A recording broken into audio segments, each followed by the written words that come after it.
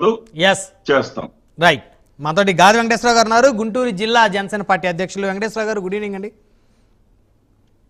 Good evening. So మొత్తానికి శ్వేతపత్రం విడుదల చేశారు. మరి ఆ శ్వేతపత్రానికి సంబంధించి ఇప్పుడు జరిగినవి కూడా ఆ శ్వేతపత్రంలో ఉంటే బాగుండేదేమోనని అందరి అభిప్రాయం.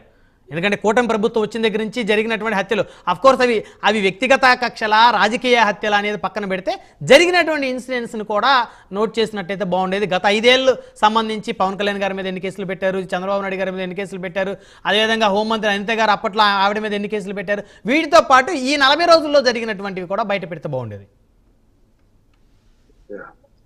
ముందుగా బ్రహ్మనాయుడు గారు మీకు, అలానే సోదరుడు శ్రీనివాస్ రెడ్డి గారికి, రఫీ గారికి నమస్కారం.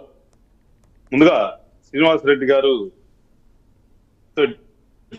చేయడానికి ఇప్పుడు మాకు పెద్ద ఏమంటాం దాన్ని ఉత్సాహంగా లే, ఎందుకంటే వాస్తవాలను ఒప్పుకుని వాస్తవంగా మాట్లాడుతున్నాడు కాబట్టి నేను పరిస్థితులను వాస్తవంగానే మాట్లాడుకున్నాం మనం కూడా.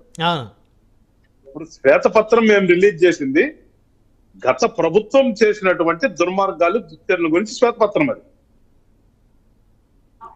క్లియర్ గా గతంలో చేసినటువంటిది, అప్ టు డేట్ కాదు కదా. మేము కూడా చెప్తాం క్లియర్ గా. మా పవన్ కళ్యాణ్ గారు మాట్లాడుతూ అన్నారు, మీరు కూడా వింటారు ఇవాళ అసెంబ్లీలో, నేను తప్పు చేసినా గానీ శిక్ష పడాల్సిందే, యాక్షన్ తీసుకోవాలన్నారు.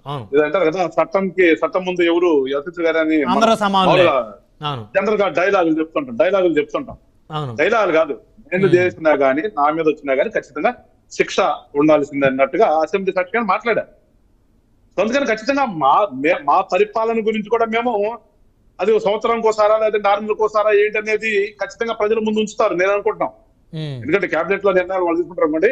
మేము అనుకునేది ఏంటంటే ఖచ్చితంగా మా పరిపాలన యొక్క శ్వేతపత్రాన్ని కూడా ప్రజల ముందుకి ఖచ్చితంగా పెడతారు, పెట్టకుండా ఉండం.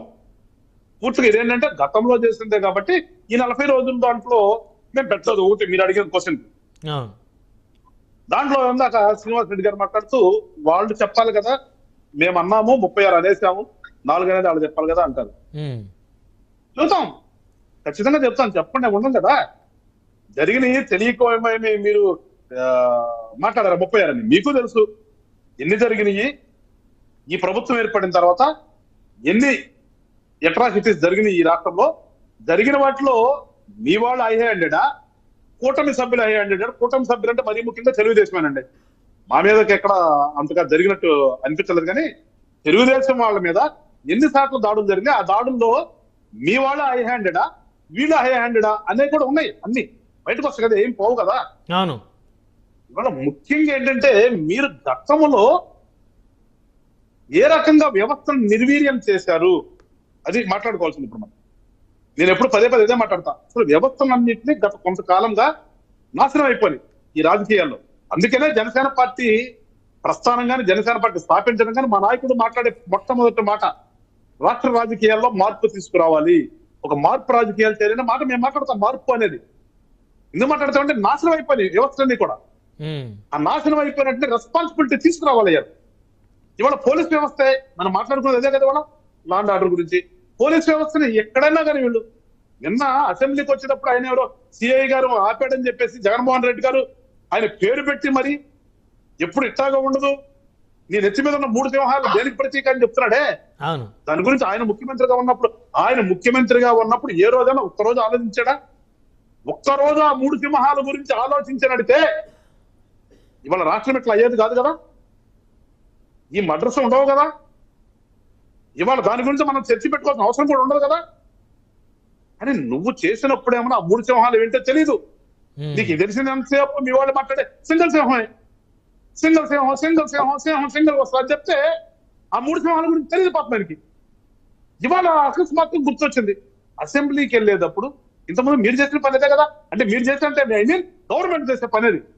అసెంబ్లీకి వెళ్ళేటప్పుడు అసెంబ్లీకి ఎమ్మెల్యేగానే పోవాలి. అక్కడికి లోపల గొడవ చేయడానికో ఏదో ప్రదర్శన చేయడానికి కాదు వెళ్ళాల్సింది. దేవుడు నోరిచ్చాడు కదా మనకి. రాజ్యాంగంలో ఎమ్మెల్యేగా పోటీ చేయడానికి విద్యార్హత అయితే పూర్తిగా పెట్టలేదు, కానీ నోరున్న వాళ్ళతో వెళ్ళాలి. అంతవరకు ఉందనుకుంటా నాకు తెలిసి. అక్కడికి వెళ్ళి మాట్లాడచ్చు మనం. రికార్డులు చూపించాల్సిన అంటే గతంలో వాళ్ళు చూపించలేదు అంటారు, దాన్ని కూడా నేను చెప్పడతాను. ప్రజాస్వామ్యం మీద ఎవరికైనా ప్రజాస్వామ్యంగా ఉండాలి. మనం మాట్లాడేది ఉంది కదా, అసెంబ్లీ పెట్టేది, అసెంబ్లీ సెషన్ జరిగేది దానికి మాట్లాడతానికే కదా. ప్రతి ఎమ్మెల్యే కూడా మన 175 సీట్లు ఉన్నాయి. 175 సీట్లలో కూడా ఎవరు నియోజకవర్గం గురించి వాళ్ళ ఎమ్మెల్యే అక్కడ ప్రశ్న చేసి అక్కడి నుంచి ఏదైనా పెట్టుబడిని తీసుకొచ్చి ఆ నియోజకవర్గం బాగు చేసుకుంటే జరిగేది. అలాంటప్పుడు ఇవన్నీ ఎందుకు కానీ ఆపారు, వీళ్ళు ఏదో పట్టుకెళ్తున్నారు ఆపారు. ఆపిన ఆయన ఏ రకంగా సంబోధించాడు ఆయన ఇవాళ గుర్తొచ్చింది. అలాంటి ఆర్డర్ గురించి, 3 సింహాల గురించి, పోలీసుల పేర్లు ఇవన్నీ. ఇక్కడ ఖచ్చితంగా తన పని చట్టం తన పని తాను చేస్తుంది. అక్కడ ఏ ఆపలేదు మేమేమి. చంద్రబాబు నాయుడు గారు, పవన్ కళ్యాణ్ గారు, జగన్మోహన్ రెడ్డి వస్తున్నాడు మీరు ఆపేసాడని చెప్పామా? లేదా? ప్రతిపక్ష హోదా లేనప్పటికీ కూడా ఆయన కారు అసెంబ్లీ గేట్ దాకా రావడానికి పర్మిషన్ ఇచ్చామండి. అసలు మమ్మల్ని బయట రావడానికి పర్మిషన్ ఇచ్చారు వీళ్ళు. మేము బయట రావడానికి పర్మిషన్ ఇచ్చారా గత 5 సంవత్సరాలు వీళ్ళు? ఇవాళ మేము ఎంత గౌరవిస్తున్నాం అనేది ఒకసారి గుర్తు తెచ్చుకోవాలి.